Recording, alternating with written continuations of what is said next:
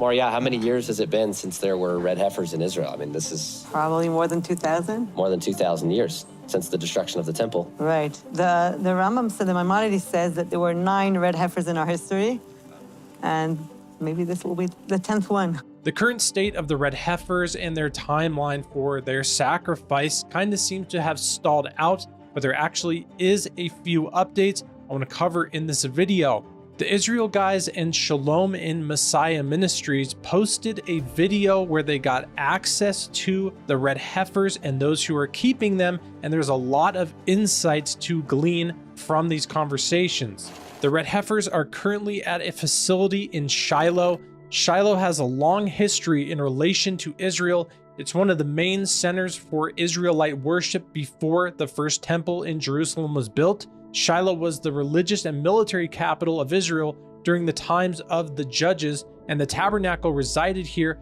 for 369 years. The facility where the red heifers are held is going to be a tourist attraction. People are actually going to be able to go there, learn about the red heifers, and visit them in person. Millions expecting to see red heifer at ancient Shiloh heritage site. And they called the farmer and they said, hello, we're talking from Jerusalem. Maybe you could help us. Probably sounds weird, but we're looking for red heifers.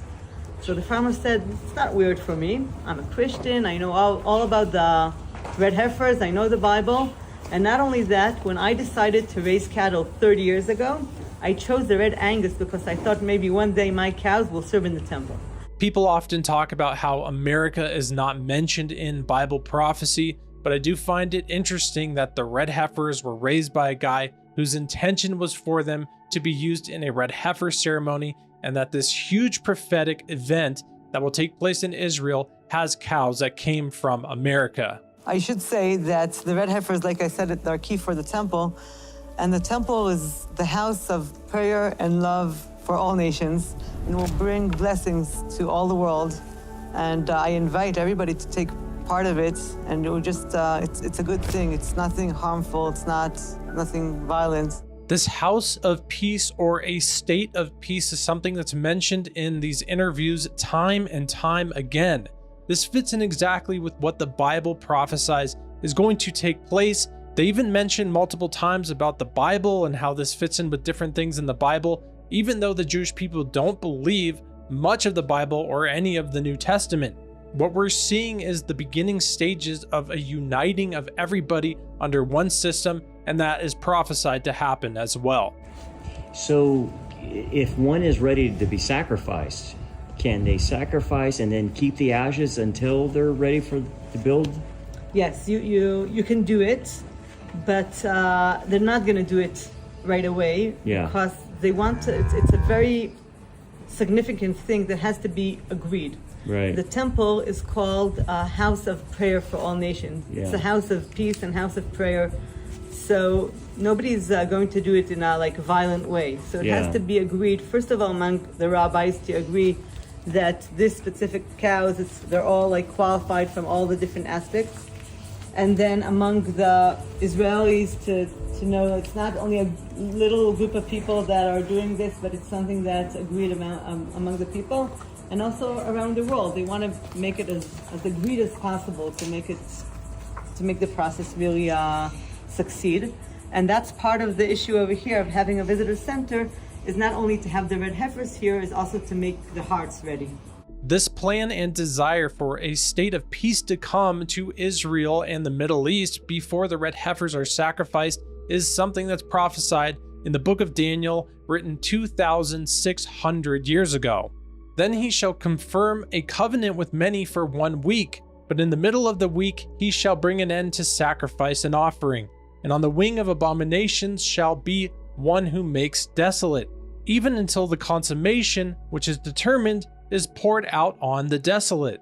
The abomination of desolation mentioned in that passage takes place in the third temple that the ashes of these red heifers will purify.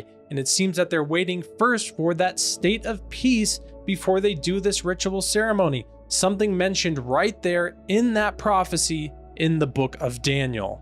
This woman who is a keeper of these red heifers confirms that the red heifer ceremony doesn't need to take place in the third temple, which some people seem to be confused about, and also that it doesn't have to take place on the Temple Mount.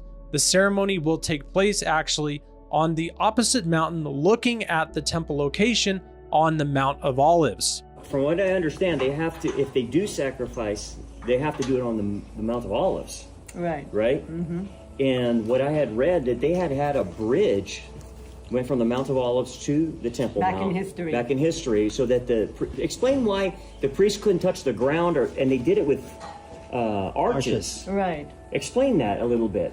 Okay, so it has to be very, very pure, all this process. Yeah. Because if you, the whole idea of the process is to getting you cured from death. Yeah. And so the priest that does the process has also to be pure from death. And the cows have to be pure.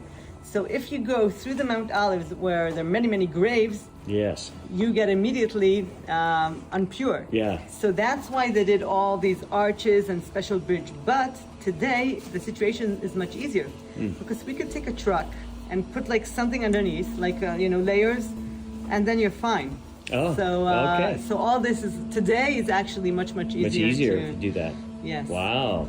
In these conversations, we continue to hear about a state of peace that is needed before the sacrifice can take place.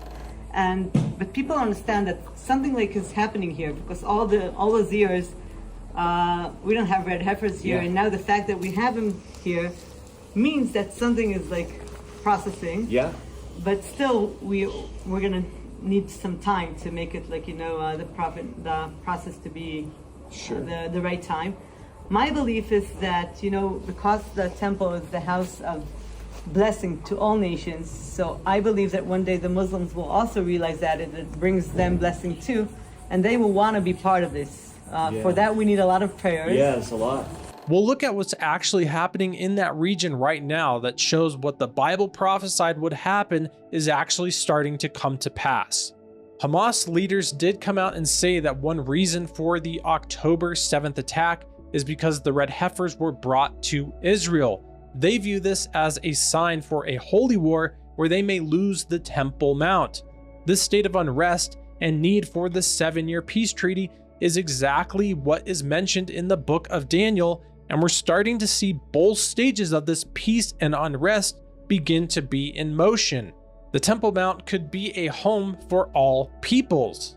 Peace talks are not new to the parties who would be wise to leverage the current talks to create an opportunity for something completely new and bold and decisively address the underlying issues of the Temple Mount. Peace could be brokered by representatives of each religion or subgroup wishing to participate in a groundbreaking initiative, along with national and political leaders. These representatives would of course have to brainstorm together how to achieve true peace and understanding for all religions, cultures, and peoples, and then create a place of joint worship on the Temple Mount. This place should be open to all who are interested in free and safe access and the right to worship peacefully together. There's no religious barrier that prevents Jews and Muslims from sharing a place of prayer on the Temple Mount. The Temple Mount, a true sign of peace. MBS out of Saudi Arabia has even said, no, the Temple Mount belongs to the Jews. There is no reference in the Quran or the Hadith to Jerusalem at all. And so we were kind of shocked to hear that coming out of Saudi Arabia, especially MBS, the prince. The designation of Jerusalem as a holy site for the Muslims was a political act. One of the dynasties needed a holy site in this area and didn't want to go to Mecca and Medina.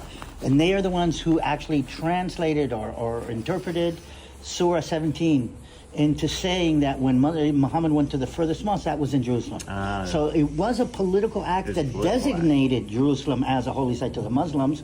What MBS is doing is a political act of de-designating Jerusalem as a holy site. And if he manages or succeeds in that, then the whole situation in the Middle East is going to change. Absolutely. Interesting. The Saudi prince has made a lot of comments and initiatives that are completely counter to what we're used to from the Islamic narrative. Saudis seek to reboot Temple Mount status quo with peace deal. looking to create peace at the Temple Mount, as well as offering Jerusalem more to the Jews than for its importance or supposed importance in Islam, is massive changes that we're not used to seeing. It seems like it's prophetically fitting into the picture very well. As the process for the red heifers to be sacrificed is moving along, the process for the third temple to be rebuilt is moving along as well. Here's an Israeli politician carving stones that will be used to build the third temple. This, along with all the artifacts for the third temple that are already prepared by the Temple Institute, it's clear to see this prophecy of a third temple, which the ashes of these red heifers will purify, where the abomination of desolation will take place, is in the early stages of being fulfilled. I'll have more on this topic on the third temple update, covering it in my next video. These qualifying red heifers are extremely rare, and the fact that they have some right now makes some people question whether they should just do this ceremony in secret and just sacrifice one, something that they may possibly do. Which means it makes sense after we've been looking for these for thousands of years, and they're here, and theoretically, something could happen. It makes sense to at least have one sacrifice and have that material prepared in case something happens. And not even tell anybody. Do you understand my question? Definitely. It definitely makes sense. If it's going to happen, I don't know. It's a very sensitive subject. At the current state, the red heifers are there, they're of age, they meet all the qualifications to be used in the ritual ceremony, but it seems the people who are in control of these heifers are waiting for a state of peace before this ceremony takes place. This again fits perfectly in with what the Bible prophesies will happen: unrest, peace, then we'll get the sacrifice, the third temple built, then the tribulation, the Antichrist, who will eventually stand in that temple and declare to be God, the abomination of desolation. Looking at Bible prophecy, it's clear to see we're moving exactly on the biblical prophetic timeline. Jesus Christ is the perfect sacrifice.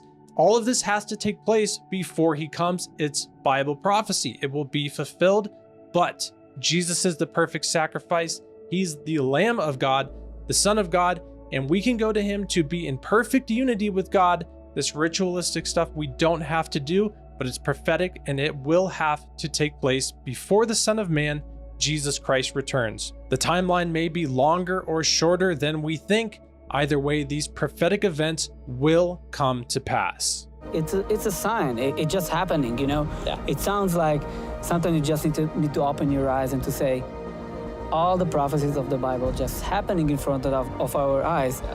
And to say, I'm so grateful to be alive in this generation. I don't know what's going to be next, but thank you for showing me this place. And I'm praying that this will be a blessing to the entire world. Beginning of some better times ahead. Amen.